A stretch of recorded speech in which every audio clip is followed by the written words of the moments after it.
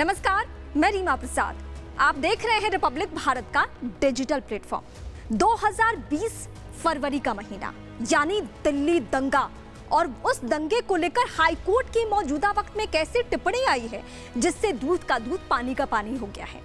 Justice Subramaniam प्रसाद की टिप्पणी यह है कि दिल्ली दंगा पूर्व नियोजित थी।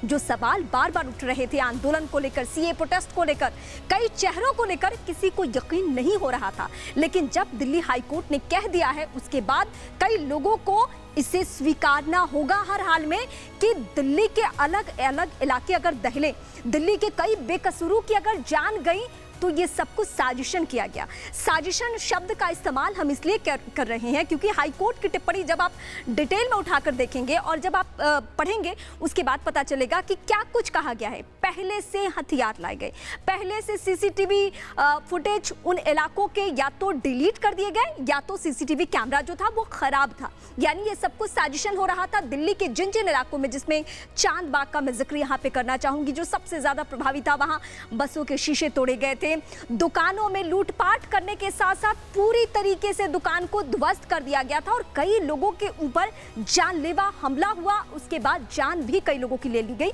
ये सब कुछ हुआ हमारे देश की राजधानी दिल्ली में, वो राजधानी जो कि महफूज मानी जाती है, वो राजधानी जिसकी सुरक्षा व्यवस्था को लेकर कोई सवाल नहीं उठाता है। लेकिन वो वक्त कौन सा था? वो वक्त था जब ट्रंप यहाँ पे थे, यानी भारत में थे। नमस्ते ट्रंप एक सेलिब्रेशन चल रहा था और उस सेलिब्रेशन के दौरान ही इस तरीके से देश की राजधानी दिल्ली में पीएम मोदी की छवि खराब करने के लिए, देश की छवि खराब करने के लिए ये साजिशन इस तरीके से कदम उठाए जा रहे थे और ये सब कुछ हो रहा था, जिसको लेकर यहाँ तक कि कपिल मिश्रा को भी बहुत सवालों के घेरे में लिया गया क्योंकि वो सड़कों पे उतरे। उन्होंने एक स्टेटमेंट दिया कि इस तरीके की कोई घटना होनी नहीं चाहिए।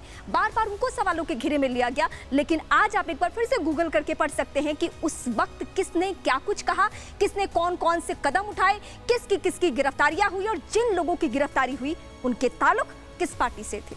नमस्कार।